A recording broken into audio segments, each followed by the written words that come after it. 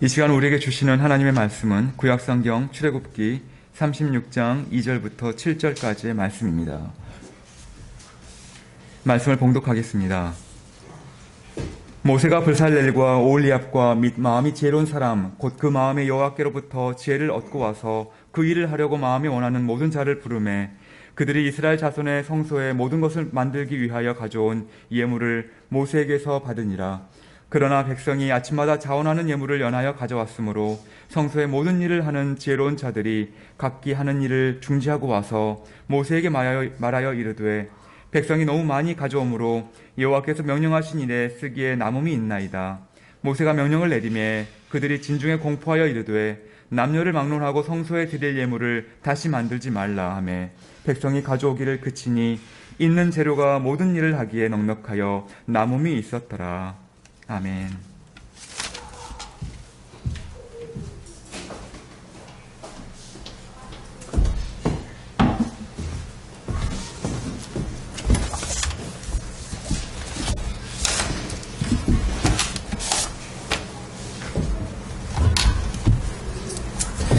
네, 오늘은 10월 첫 주입니다. 벌써 이제 올 한 해 딱 한 분기가 남아있네요. 3개월, 한 90일 정도 남은 시간인데 점점 이제 한 해를 잘 정리하고 마무리하면서 우리가 거둬야 될 열매, 결실이 무엇인지 좀 생각하는 시간이 돼야 될 것 같습니다. 우리 안에서 좀 더 하나님이 주신 은혜가 무엇인지 또 우리 교회 안에서의 축복이 무엇인지를 곰곰이 좀 생각해보고 함께 은혜를 나눌 수 있는 우리 모두가 되면 정말 좋겠습니다. 네, 오늘은 행복한 미소로 걸어가는 교회라는 제목으로 함께 말씀을 나누도록 하겠습니다. 10월이 되면 여러 가지가 떠오를 수 있겠지만 저는 이제 이번 달이 또 저희 교회가 또 세워지는 또 창립 기념일이 있는 날이기 때문에 많은 걸 생각하게 됩니다. 과연 우리 교회는 어떤 교회일까? 하나님이 기뻐하시는 교회일까? 하나님이 원하시는 그 교회의 방향으로 잘 나아가고 있을까? 이를 고민하게 됩니다. 벌써 4주년이 이제 곧 되는데요. 지금까지 그래도 이곳에 4년 전에 이 교회를 세우시고 함께 해주신 그 에베네셀의 하나님을 또 찬양하게 되고 또 생각하게 됩니다. 4년밖에 되진 않았지만 수많은 이야기와 또 스토리가 우리 교회에 지금 스며들고 있고요. 녹아들고 있습니다. 솔직히 저희가 이렇게 교회 공동체를 이루는 것도 정말 기적이라고 생각을 합니다. 저는 개인적으로 그렇게 생각을 해요. 교회가 되고 공동체가 되는 것, 또 이곳에서 이 공간이 또 이곳에 잘 쓰이고 있다는 게 저는 정말 기적이라고 생각을 합니다. 제가 비록 이렇게 가족 같은 공동체로 모여서 함께 예배하지만 한 분 한 분의 그 영혼들이 모여서 아름다운 교회가 되어 갑니다. 작은 벽돌 하나하나가 정성스럽게 쌓여서 하나의 집이 지어져 가듯 교회도 마찬가지입니다. 한 영혼 한 영혼이 작은 벽돌이 되어서 그 이야기와 그 삶이 녹아 들어갈 때 교회가 완성되어져 갑니다. 그런 의미에서 공간으로서의 교회, 건물로서의 교회는 이곳에 있을지 모르겠지만 그리스도의 몸으로서의 교회는 계속해서 지금도 여전히 건축 중에 있습니다. 에베소 말씀에 그래서 교회의 신비를 이렇게 이야기를 하거든요. 에베소서 2장 20절에서 22절까지의 말씀인데요. 에베소서 2장 20절에서 22절까지의 말씀. 제가 한번 이 말씀을 읽어드리도록 하겠습니다. 너희는 사도들과 선지자들의 터 위에 세우심을 입은 자라. 그리스도 예수께서 친히 모퉁이 돌이 되셨느니라. 그의 안에서 건물마다 서로 연결하여 주 안에서 성전이 되어가고 너희도 성령 안에서 하나님이 거하실 초소가 되기 위하여 그리스도 예수 안에서 함께 지어져 가느니라. 그러니까 예수님께서 모퉁이 돌이 되시고 우리는 서로 이 건물의 재료로서 서로 연결되고 그러면서 성전이 되어가고 하나님이 거하실 이 초소가 되어갑니다. 그게 교회입니다. 이 말씀에 비춰서 우리 교회는 하나님이 거하실 만한 초소일까? 예. 하나님이 마음 편히 기뻐하실 만한 그런 초소일까? 한번 생각을 해보게 됩니다. 만약 우리가 좀 부족한 게 있더라도요, 지향점은 분명해요. 하나님이 기뻐하시는 교회인지, 하나님이 거하실 만한 그러한 초소인지를 곰곰이 생각해 보면 됩니다. 하나님이 오셔서, 야, 흡족하다. 만족스럽다. 잘하고 있구나. 언제 와도 늘 편안하구나. 그런 교회. 예. 그렇게 서로가 건물로서 연결되어져서 하나님이 거하실 만한 초소가 되는 교회? 그게 하나님이 기뻐하시는 교회입니다. 필립 얀시라고요. 기독교의 유명한 베스트셀러 작가가 있습니다. 예. 그 필립 얀시가 교회의 특징, 교회의 표징을 세 가지로 이야기하거든요. 첫 번째가 뭐냐면 다양성입니다. 다양성. 교회는 다양성이 있어야 한다라고 말을 합니다. 그 오순절 마가 다락방에 성령이 임하시게 되는데요. 그 전까지는 서로가 서로에 대한 벽이 있었어요. 남자 여자로, 이방인은 이방인과 유대인으로, 그리고 주인으로, 노예로, 뭐 죄인으로, 뭐 또 의로운 사람으로 막 여러 가지 벽이 있었는데 성령이 임하는 순간 그게 다 허물어집니다. 그러면서 뭐라고 하는지 아세요? 형제 자매라고요. 그 벽이 무너지면서 이 함께 모인 공동체를 서로 호칭하기를 형제자매. 형제자매 언제 쓰는 말인지 아시잖아요. 가족일 때 쓸 수 있는 말이거든요. 우리가 교회 이렇게 성도들끼리 형제자매라고 하는데 형식적으로 쓰는 게 아니고요. 진짜 가족일 때 그 말을 쓰는 거예요. 내 가족처럼 느껴질 때, 내 형제라고 여겨질 때, 내 자매라고 여겨질 때 그 말을 쓰는 거예요. 자연스럽게 나오는 거예요. 성령의 역사가 임하게 되면 그 함께하는 이 멤버와 공동체 성도들이 형제자매로 보이는 거예요. 사랑스럽게 보이고 정말 좋아 보이고, 예. 내가 누구보다 더 많은 것들을 이렇게 아껴주고 싶고 베풀고 싶고, 예. 생태계도, 건강한 생태계도 다양성을 특징으로 하잖아요. 종이 사라지면 사라질수록 그 위협이 되잖아요. 다양성. 그래서 교회는요, 다양한 사람들이 모이는 곳이거든요. 모든 연령, 계층을 초월해서 모든 사람이 하나의 공동체가 될 수 있어야 합니다. 이 다양성의 특징이에요. 이 교회의 특징 중에 가장 큰 특징은 이 다양성입니다. 그리고 또 한 가지가 일치예요. 이 다양성 속의 일치를 늘 말하는데, 교회는 다양한 사람들이 모이면 다양한 생각들이 들어올 수밖에 없고 다양한 의견들이 있습니다. 다양한 생각들이 있어요. 그리고 교회를 바라보는 것도요, 똑같이 하나님을 믿지만 교회에 대한 이해가 다릅니다. 내가 꿈꾸는 교회의 그림들이 있어요. 내가 꿈꾸는 그림. 나는 교회가 이런 교회가 됐으면 좋겠다. 이런 교회가 됐으면 좋겠다. 다양한 교회의 그림들이 있거든요. 그래서 서로에 대한 이해가 부족하면요, 충돌할 수밖에 없습니다. 예. 예. 자기의 어떤 교회에 대한 이해를 강하게 주장하게 되면 상대방에 대한 교회 이해에 대해서 인정하지 않게 되고 그것을 대해서 배척하게 됩니다. 많은 교회들이 그래요. 많은 교회들이. 예. 예수님께서 오신 목적은 그런 벽을 허물고, 십자가의 벽으로 허물고 하나 되라고 하셨거든요. 화평케 하라고. 늘 말씀드리지만 우리 크리스찬들이 어느 곳에 가든 그곳에 가게 되면 평화가 이루어져야 돼요. 화평이 이루어져야 돼요.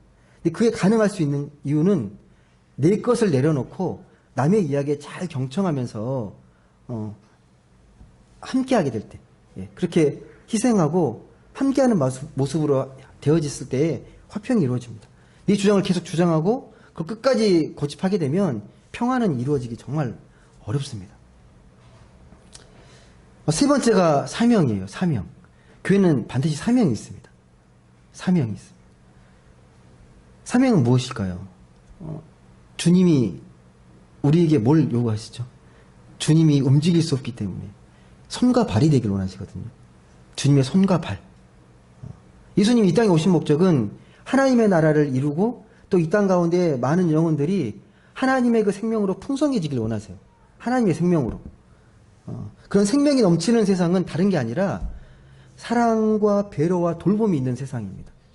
우리 믿는 사람들이 하나님의 손과 발이 되어서 주변의 이웃들을 어떤 조건 없이 대가를 바라고 하는 게 아니라 순수한 마음으로 사랑하고 이해하고 돌보고 배려할 때 그걸 하나님이 가장 기뻐하십니다. 그게 우리의 소명입니다. 네. 다시 말씀드리지만 교회는 다양성이 있어야 되고요. 다양성 가운데 하나가 되어야 됩니다. 또한 마지막으로 교회는 반드시 그냥 모이는 것으로 끝나는 게 아니라 소명이 있습니다. 사명이라고 하기도 하고요. 어떻게 하면 이런 교회를 우리가 세워갈 수 있을까요? 여러분? 어떻게 하면 우리가 이런 교회를 잘 세워갈 수 있겠습니까? 저는 그 말씀의 해답이 오늘 말씀에 담겨 있다고 생각해요. 오늘 말씀이 어떤 말씀인지 아시죠? 출애굽기 어떤 말씀입니까, 지금? 이 말씀의 흐름을 보시면. 예. 이스라엘 백성이 애굽에서 이제 출애굽해서 광야를 이렇게 헤매다가 드디어 하나님이 거하실 성막을 짓기로 결정했거든요. 하나님의 성소, 하나님의 성막을 짓기로 결정을 했습니다. 혹시 제가 저번에 한번 그 출애굽 공동체를 한번 설명드린 적이 있었는데, 예. 출애굽한 공동체의 특징이 이스라엘의 순수한 혈족이 아니라 히브리 백성이라고 그랬거든요. 히브리. 소외되고 약한 민족들. 그러니까 이스라엘뿐만 아니라 그때 이 애굽에서 핍박받고 이렇게 억눌림 받던 소수의 민족들, 노예들, 약한 사람들 다 포함해서 나왔거든요. 이게 히브리 공동체예요. 지금 출애굽 공동체가 그렇습니다. 그들이 지금 하나의 공동체를 지금 이루고 있는데 그들이 출애굽해서 이제 광야의 여정을 거치고 약속의 땅에 들어가기 전까지 수많은 하나님의 은혜를 체험합니다. 아시죠? 홍해가 갈라지고 만나와 메추라기를 경험하고 바위에서 샘이 터져서 물을 마시게 되고 수많은 이적들을 경험합니다. 또 불안해하는 우리 이스라엘 백성들을 위해 하나님이 구름 기둥과 불 기둥으로 지켜주십니다. 다 하나님의 은혜입니다. 그러다 마침내 시내산에 도착하게 돼서 시내산에 모세가 올라갑니다. 말씀을 받기 위해서. 이 공동체 수많은 수십만이 되는 이 이스라엘 공동체를 어떻게 하나님이 뜻대로 질서대로 다스릴 수 있을지 하나님의 뜻을 구하기 위해서 올라가요. 그래서 십계명과 말씀을 받아오잖아요. 그래서 그들을 뭐라 그러냐? 언약의 백성이라고 하는 거예요. 말씀을 지켜야만이 너희들이 정체성을 지킬 수 있고 생명을 유지할 수 있다. 그래서 언약 백성이에요. 말씀으로 이루어진 백성이에요. 혈통이나 어떤 혈연이나 지연으로 된 공동체가 아니라 한마디로 신앙 공동체예요. 예. 말씀을 지키면 너희가 하나님의 백성이 되는 거고 그렇지 않으면 의미가 없다라는 거예요. 그 말씀을 이야기합니다. 그 말씀이 출애굽기 19장 5절에서 6절에 나와 있거든요. 한번 찾아보시겠습니까? 출애굽기 19장 5절에서 6절.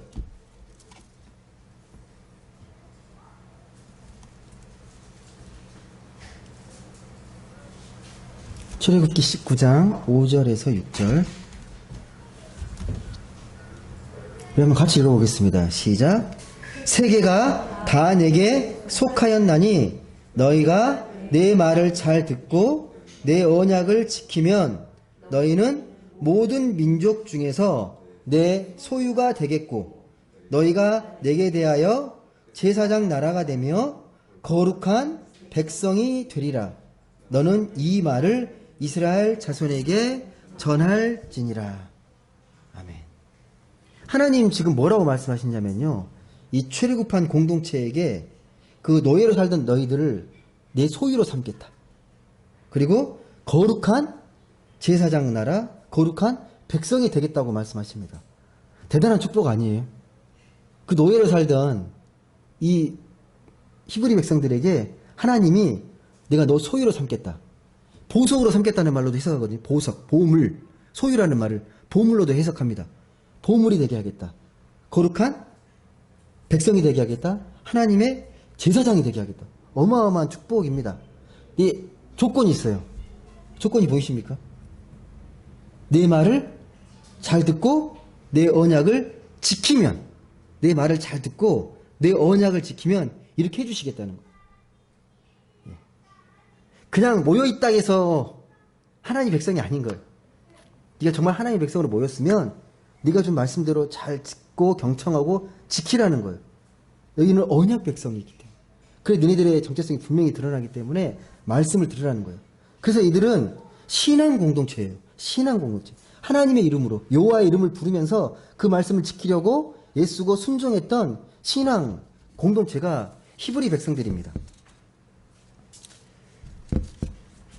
여러분 그래서 처음에 이 출애굽했을 때는요.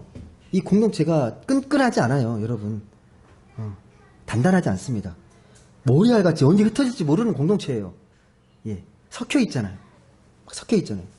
근데 하나님의 언약 공동체로 거듭나고 좀 더 이렇게 단단해질 수 있는 계기가 뭐냐? 오늘 말씀에 보면 그게 성막 건축이에요. 성막을 짓습니다.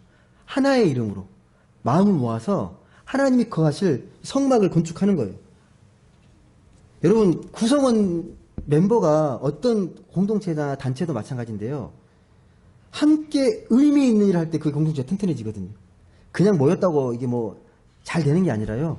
어떤 공통의 어떤 관심사를 갖고 애정을 가지고 뭔가를 함께 할 때 그 공동체가 의미 있는 공동체, 생명력 있는 공동체가 됩니다. 이 히브리 백성, 이 이스라엘 공동체는 지금 이제 하나님의 은혜를 체험하면서 계속 이게 같이 어려움을 겪고 같이 동고동락하는데 이들이 결정적으로 하나가 될 수 있는 계기가 무엇인가? 말씀해 보면 그게 성막 건축입니다. 성막 건축. 시내산에서 내려온 모세가 백성들에게 이제 지시하는 거예요. 하나님께서 성막을 짓기 원하신다. 성막을 건축하길 원하신다. 성막이 어떤 의미일까요, 그러면요? 성막을 왜 지어야 돼요? 그럼 그 전에 하나님이 없었습니까? 성막을 왜 지어야 돼요? 하나님이 계속 인도하셔서 여기까지 오셨는데 성막을 짓는 이유가 뭡니까? 성막을 보면서 그들은 뭘 기억하냐면 하나님이 우리와 함께 하신다. 이게 가시적인 어떤 상징물처럼 되는 거예요. 하나님과의 맺은 언약을 그 성막을 보면서 그 말씀과 함께 그 성막을 보면서 계속 떠올리는 거예요. 우리는 언약 공동체지. 그 하나의 상징물이 되는 겁니다. 상징물이. 그 창세기에 보시면 아담과 하와가 에덴 동산에서 이 선악과 생명나무를 보면서 하나님을 기억하듯이 이 이스라엘 공동체도 그 밤에 이제 잠을 자려고 텐트를 치잖아요. 칠 때 가운데에다가 성막을 짓잖아요. 그럼 모든 백성들이 다 둘러앉아 이렇게 치게 되면 그 성막을 중심으로 보게 돼요. 그럼 와 우리가 하나님의 백성이구나. 우리가 언약 백성이구나. 그걸 깨달을 수 있는 거예요. 그게 언약 공동체의 특징입니다. 성막을 짓기 위해서 이제는 그러면 이제 뭘 모아야 되잖아요. 모세는 이제 백성들에게 이제 이야기합니다. 각자의 소유 가운데서 주님께 바칠 예물들을 갖고 와라. 그랬더니 성소를 세우는데 많은 것들이 필요합니다. 뭐 금, 은, 동, 청색실, 자색실, 홍색, 뭐 가는 못이, 염소 털, 붉게 물들인 순양 가죽, 등장용 기름 어마어마하게 많은 재료가 들어가요. 예. 향품, 각종 보석들 필요한데 이렇게 가져오라고 했을 때 반응이 어땠을 것 같아요, 여러분? 이제 우리가 성막을 건축해야 되니까 여러분들이 예물을 가져와서 지어야 되니까 갖고 와라. 반응이 어떻습니까? 그 반응이 나오거든요. 한번 보시겠습니까? 35장 20절과 22절까지 한번 보시겠습니까? 출애굽기 35장 20절에서 22절까지만 볼게요.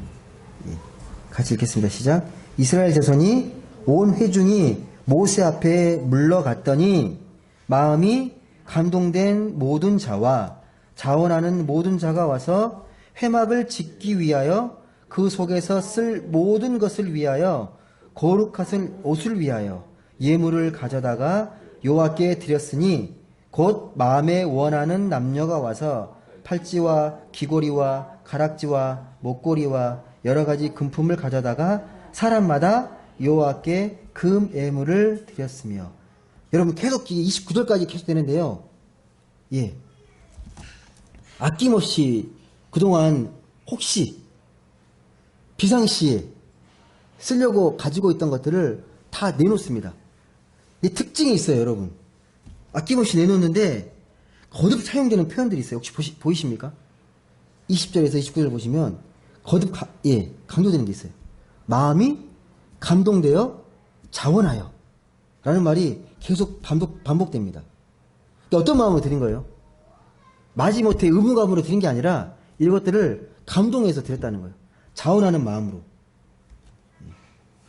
그러니까 하나님의 일에 동참한다는 이 감동과 그 보람을 갖고 드린 거예요. 강요에 의해서가 아니라 자발적으로 동참했다는 말입니다. 그 자발성의 비밀이 다시 말씀하지만 마음의 감동입니다. 마음의 감동. 여러분, 사람은 의미를 먹고 살고 보람을 먹고 살거든요. 그러잖아요. 어떤 일을 하든지 간에 그 의미가 있으면 되게 기뻐해요. 아무리 내가 그 많은 돈이 들어가고 많은 것들을 희생하더라도 가치 있게 여겨지면요, 아까워하지 않습니다. 근데 10원짜리 하나도요, 별로 이렇게 가치 있는 일이 아니라고 여겨지면 너무 아까웠게 여겨지는 거예요. 그만한 그 효용을 내가 느끼지 못하면 너무 아까운 거예요. 근데 오늘 보시게 되면 이 성막을 건축하기 위해서 이스라엘 공동체가 감동과 자원하는 마음으로 아낌없이 이렇게 내어드립니다. 그래서 하나님의 일에는요, 강제성이 없어야 됩니다. 강제로 하면 안 돼요. 제가 늘 생각하고 늘 고민하는 부분이에요. 제가 늘 이렇게 자연스러운 걸 요구하고, 제가 늘 신경 쓰는 부분이 스스로 자원하는 마음으로 스스로 깨달아서 하는 거예요. 또 억지로 시켜서 마지 못해서 그건 다 티가 나요. 그래서 뭐 큰 행사를 치르거나 뭘 할 때 보면 그 성도들의 표정이 보이잖아요. 저도 많이 가보면 정말 기쁨으로 하는 일들이 있고요. 마지 못해서 그냥 형식적으로 하는 일들이 느껴져요. 그분들이 어떤 마음을 하는지는. 근데 교회 또 하나님의 일은요, 정말 기뻐서 해야 되고 감격해서 해야 되고 감동으로 자원하는 마음으로 해야 합니다. 근데 오늘 보시게 되면 이 의무를 자원하는 마음으로 감동으로 드리게 되는데 그 물품들이 얼마나 많이 모였냐면 36장 7절을 보게 되면 이렇게 기록이 됩니다. 36장 7절 한번 보시겠습니까? 36장 7절 말씀 같이 읽어보겠습니다. 시작. 있는 재료가 모든 일을 하기에 넉넉하여 남음이 있더라. 너무 많이 가져온 거예요. 그래서 너무 많이 가서 이제 그만하라고. 그만 가져오라고. 그렇게까지 어마어마하게 예물들이 감동해서 자원하는 마음으로 드리게 됩니다. 기적이에요. 저는 그냥 기적이라고 생각해요. 기적입니다. 또 부살렐과 오홀레압 같은 특별한 성막을 짓는 기술이 있는 사람이 또 기술을 재능 기부합니다. 재능 기부합니다. 그래서 멋지게 성막을 건축합니다. 여러분, 조심스러운 이야기이긴 한데요. 교회가 이 성장을 목표로, 양적인 이렇게 성장을 목표로 하는 교회는요, 유난히 헌신을 많이 강조합니다. 헌신이 나쁜 게 아니에요. 헌신을 무난히 강조합니다. 헌신을 끌어내기 위해서 가장 많이 하는 방법, 부흥회입니다. 부흥회고 간증입니다. 어떤 간증이냐? 아, 하나님께 헌금 이렇게 많이 바쳤더니 이렇게 복받았다. 내 헌금 생활을 소홀히 했더니 이렇게 힘들어지고 불행해졌다? 하나님께 벌받, 그렇게 자꾸 이야기를 합니다. 그러니까 많은 사람들이 그 이야기를 듣고 어떤 종교적 두려움이 생기는 거예요. 또 주변의 체면 때문에 또 복받으려고 잘못된 헌신들이 자꾸 나오게 되는 거예요. 겉으로는 자발적인 것처럼 보이지만 사실은 암묵된, 강요된 자발성이에요.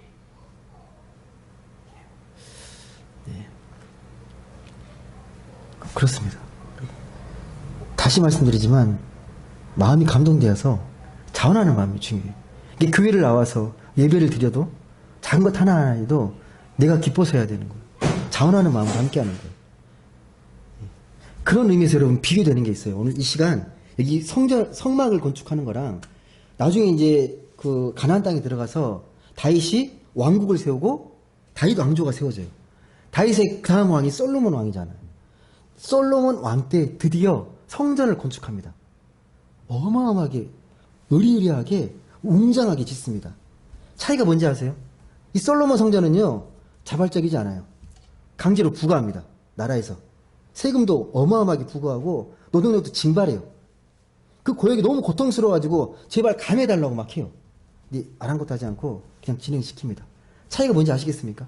자발적으로 지어진 성막과 수많은 이제 강요된, 마지못해서 하게 된 성전 건축. 그 결과가 뭐냐면 이 성전 건축 이후로 솔로몬 이후로요 나라가 분열돼 버려요. 그걸 견디지 못하고 여로보암이 데리고 나가 버려요. 나라가 쪼개집니다. 다르잖아요.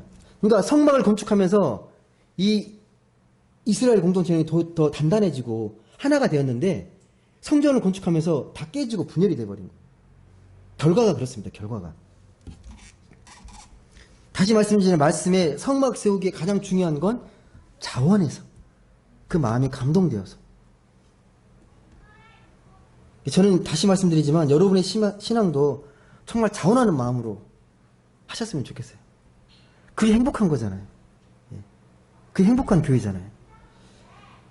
교회가 무슨 일에 참여할 때 정말 마지못해 하면 표정이 다 드러난다니까요. 그리고 또 한 가지 중요한 게 있습니다. 오늘 이 말씀을 잘 보시게 되면요. 가져온 물품들이 똑같지 않아요.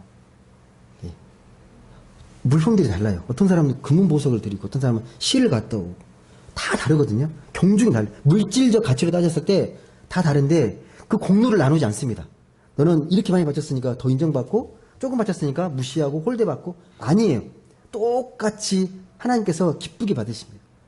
가리지 않고요.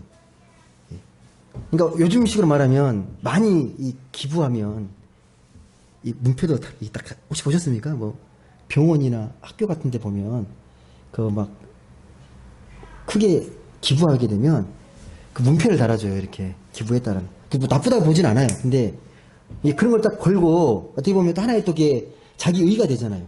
난 이렇게 많이 바쳤어. 딱 누구나 가서 보는 거잖아요. 교패를 붙인다거나 기념패. 또 큰 글자를 새겨서 이 건물은 누구의 헌신에 의해서 지어졌습니다. 라는 것? 곰곰이 생각해 보셔야 돼요. 그런 거에 대해서. 복음적인 것인지. 적게 냈다고 하찮게 여기거나 무시당한 일 없이 똑같이, 하나의 하나님의 기뻐하시는 예물로서 그 정성과 마음이 모여서 아름답고 복된 공동체가 세워졌다는 것. 여러분, 이 자연도 그렇잖아요, 자연도. 별 볼 일 없는 그 잡초 하나도 그 하나로 봤을 때는 별 볼 일 없는데 전체 그림에서는 되게 아름답게 느껴져요. 어디에 있느냐에 따라서.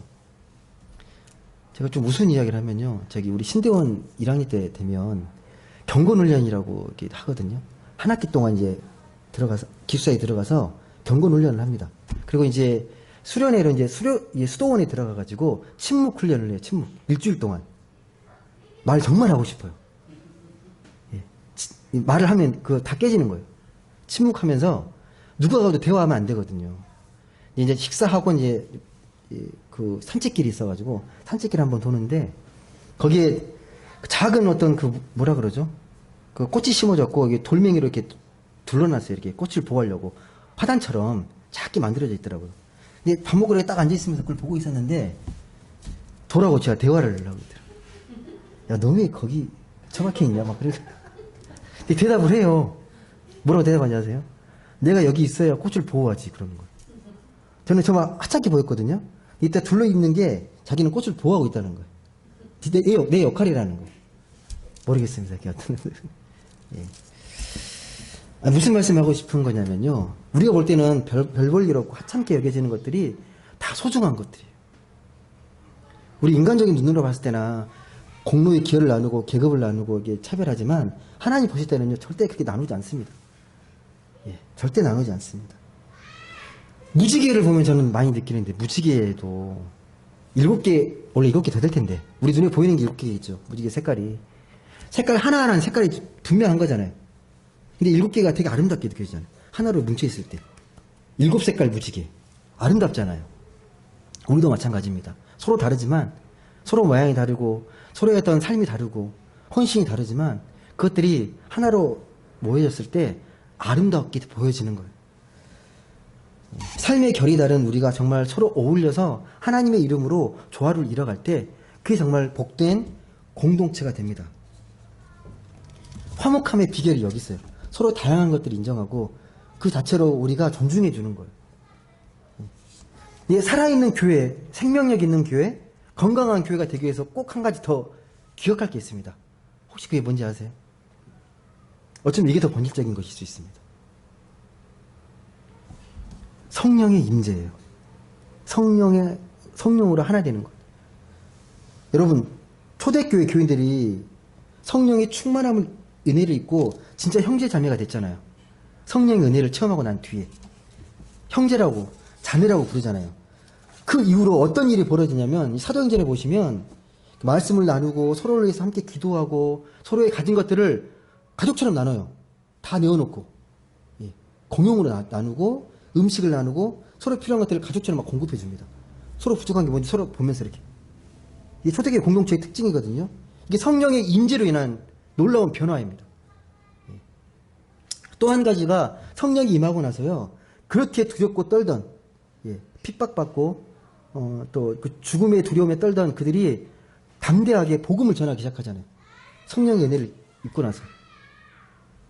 그러면서 정말 그들은 서로의 벽이 허물어지고 정말 사랑의 울타리, 가족이라는 말을 하게 되는 거예요. 우린 가족이야. 형제 자매. 하나님의 그 예수의 그리스도의 피를 나눈 형제 자매라고 그렇게 고백을 하는 겁니다. 이게 성령 충만한 공동체의 특징입니다. 여러분, 이 성령의 역사를 우리가 막 강요하거나 강제할 수 있는 건 아니에요. 근데 그 길을 만들 수는 있어요.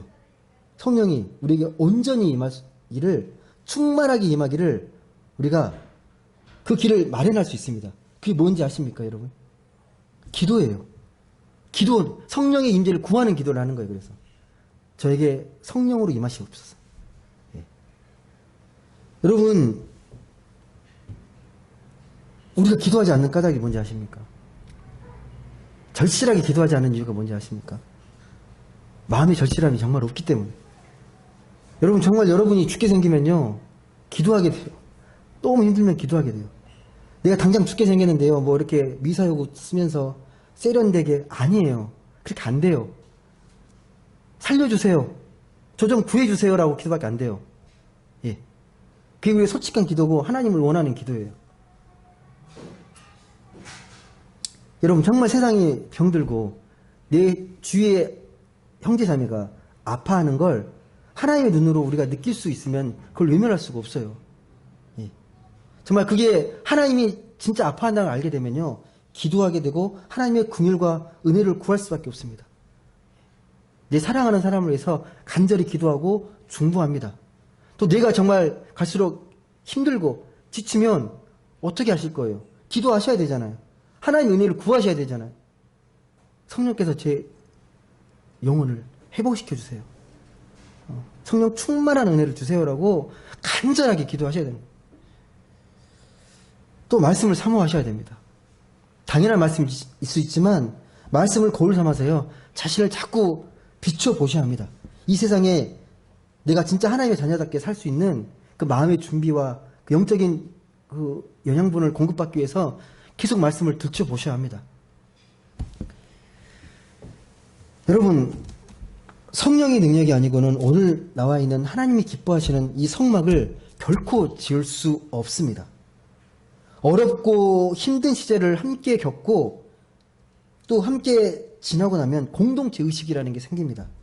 하지만 우리 믿는 사람들은 함께 어려움을 겪는데 그치지 않고 하나님의 은혜 속에 우리가 함께 영적으로 가치 있는 일이 무엇인지를 좀 생각하시면서 함께 이루면서 신앙 공동체로, 오늘 말씀에 나와 있는 신앙 공동체로 거듭나야 합니다. 마땅히 해야 할 일 하면서도 서로를 원망하지 않고 또 뭔가 잘 됐을 때 서로에게 공을 돌리는 거예요. 당신 때문에, 성도님 때문에 잘 됐습니다. 그러면 우리가 함께하는 이 교회 공동체는 하나님이 기뻐하시는, 하나님이 거할 만한 그러한 초소로 거듭나게 됩니다. 최근에 제 마음에 좀 깊은 위로와 감동을 주는 시편 9절의 말씀이 있습니다. 좀 마음이 흔들리고 힘들 때 이 말씀이 저에게 큰 위로와 힘이 되는 말씀인데요. 한번 같이 보시겠습니까? 시편 37편 23절과 24절의 말씀입니다. 시편 37편 23절에서 24절 말씀입니다.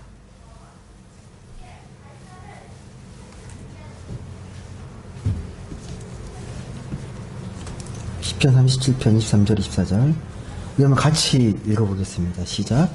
여호와께서 사람의 걸음을 정하시고 그의 길을 기뻐하시나니 그는 넘어지나 아주 엎드러지지 아니함은 여호와께서 그의 손으로 붙드심이로다. 아멘. 여러분이 걸어가는 길이 가끔은 좀 지치고 힘들 수 있어요. 예. 우리가 미래를 알 수 없기 때문에 불안할 수도 있습니다. 하지만 우리가 하나님 믿는 사람이라면 우리가 어떤 길을 걸어가든 사람이 그 걸음을 정하잖아요. 하지만 우리가 걷다가 혹시 넘어지더라도 하나님께서 우리를 붙들고 계신다는 걸 꼭 믿으셨으면 좋겠습니다. 끝까지 함께 하시는 하나님을 믿으셨으면 좋겠습니다. 좀 말씀을 정리하겠습니다. 오늘 제가 교회에 대해서 좀 말씀을 드렸어요. 어떤 교회가 됐으면 좋겠는지. 제가 그러니까 4년 전에 이곳에 교회가 세워지고 교회를 우리가 만들어가면서 생각했던 교회에 대한 단상이 있습니다. 제가 그 높은 뜻 교회 홈페이지에 제가 목회 칼럼을 올려놓긴 했는데요. 다시 한번 그 말씀을 제가 좀 읽어드릴게요. 제 교회를 생각하는 제게 주신 마음이기도 하거든요. 하면서 좀 같이 교회에 대한 이해를 좀 같이 더 깊이 이해하시면 좋을 것 같습니다. 제가 한번 읽어드릴게요. 대사회적인 공신력을 잃어버린 한국교회의 침체 속에서 수많은 교회들이 생존과 성장을 위해 몸부림치고 있다. 교회 숫자가 동네 편의점보다 많다 보니 교회끼리 상당히 경쟁적인 모습을 띈다. 그래서 교회마다 성장을 위한 무례한 전도, 무분별한 프로그램, 일회성 교회 이벤트, 외형 확장을 위한 경영학적 기법을 도입한다. 하지만 이것은 교회의 본질과 사명을 망각함으로 나타나는 현상들이다. 교회는 규모와 숫자에 있지 않다. 교회의 본질은 교회 안에 예수 그리스도가 살아있는가, 예수 그리스도의 생명의 복음이 살아 숨쉬고 있는지가 중요하다. 그렇기 때문에 교회는 먼저 교회로서 본질을 잃지 않고 교회다운 교회인가를 먼저 점검해야 한다. 그런 의미에서 아무리 교회가 불완전해 보이고 세상에 교회가 많은 것 같아도 본질을 지키려 몸부림치는 교회는 더 필요하다. 여전히 하나님의 손과 발이 될 교회는 많이 부족하다. 아직도 복음이 들어가지 못한 구석구석까지 생명의 복음은 전해져야 하며 이를 통하여 하나님의 나라는 계속 확장되어야 한다. 또한 지역의 털을 잡은 교회로서 지역사회를 바르고 따뜻하게 섬겨야 할 교회는 더욱더 간절히 필요하다. 다운화된 가치관과 정서를 가진 요즘 현대인들은 영적 공허함과 허기짐 속에 외로워한다. 그런 그들에게 다가가 생명의 복음을 전하고 하나님 나라의 비전을 제시하는 일은 매우 중요하고 반드시 필요하다. 특별히 영적 통찰력과 사랑의 시선으로 지역사회와 문화적으로 소통하며 성경의 샬롬의 정신으로 소외된 영혼들에게 참 희망과 영적 위로를 전하는 역할은 어쩌면 교회만이 할 수 있는 고유한 일이다. 그래서 교회는 성도님들이 하나님 앞에 참된 예배자로 바로 서고 복음의 능력 안에서 진정한 자유와 참된 행복을 누리도록 도우며 삶의 자리에서 영적인 매력을 발산하는 문화 선교사로 살아가도록 도와야 한다. 예, 저의 칼럼인데요. 말씀을 읽겠습니다. 저희 교회는 높은 뜻 교회입니다. 이게 높은 뜻은 하이 윌이 아니라 늘 말씀 가스 윌이에요. 하나님의 뜻입니다. 하나님의 높은 뜻을 이야기하는 겁니다. 예. 근데 하나님의 뜻은 크고 화려한 예배당에 있지 않습니다. 그래서 우리가 세워야 할 건 멋진 건물이 아니라 주변 이웃에게 진짜 이웃이 되고 그들에게 힘이 되어주는 교회, 그렇게 보이지 않는 성전을 건축하는 교회가 이 높은 뜻 교회가 추구하는 하나님 나라의 교회, 하나님이 주인 되시는 교회의 모습입니다. 여러분, 우리는 욕망의 투쟁이 가득한 이 세상에 파송된 하나님 나라의 그 생명의 씨앗입니다. 우리는 세상과 다른 삶이 가능하다는 것을 복음으로, 삶으로 입증해야 될 책임이 있는 그런 사람들입니다. 그게 우리에겐 문화선교 비전이고 저는 그 현장의 실천이 행복한 산책이라고 생각하고 있습니다. 그런 면에서 일반 교회와 비교했을 때요, 참 불편하고 부족한 교회입니다. 주중에 교회로 모이기 어렵습니다. 하지만 이런 불편함을 기꺼이 감수하는 수고와 그 대가가 점점점 이 도서관이 그 교회 가치가 점점 커지고 있습니다. 주중에도 지역 주민들을 위한 문화 쉼터로서 또 사랑방으로서의 역할들을 나름대로 충실히 감당하고 있다고 생각을 합니다. 너무 감사한 일입니다. 그럼에도 제가 감히 말씀드릴 수 있는 건 이 모든 선택이요, 여러분의 행복이었으면 좋겠습니다. 제가 제일 먼저 매일 기도하는 제목이 행복한 교회, 행복한 목사, 행복한 성도입니다. 부디 그렇게 우리 교회가 하나님의 은혜의 충만함 속에 영혼의 행복한 미소를 지으면서 하나님이 기뻐하시는 환대의 공동체로 거듭났으면 정말 좋겠습니다. 여러분, 어느 교회가 발전하고 성장하는 걸 싫어하겠습니까? 누구나 꿈꿔요. 누구나 원합니다. 하지만 거기서 수많은 유혹들이 있습니다. 그런 가운데 마음을 지키기 위해서 우리가 함께 생각을 모으고 건강한 교회로서의 생각들이 잘 모아지고 그렇게 또 행복한 교회로서 더 거듭나고 성장했으면 좋겠습니다. 그렇게 하나님 나라의 작은 모델로서 우리 행복한 교회가 계속해서 성숙하고 성장해 갈 수 있기를 진심으로 소망하고 또 축복합니다. 기도하겠습니다.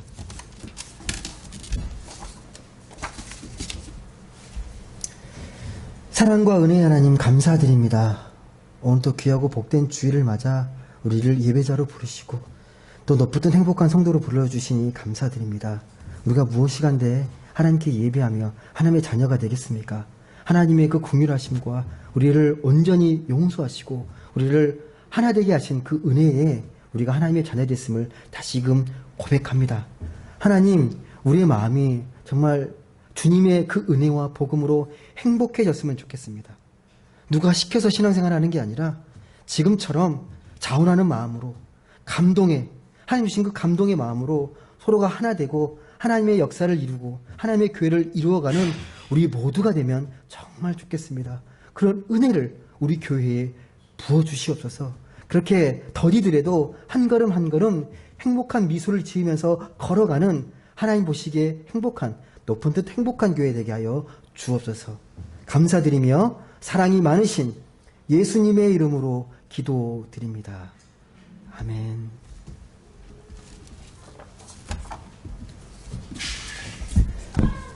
찬송가 40장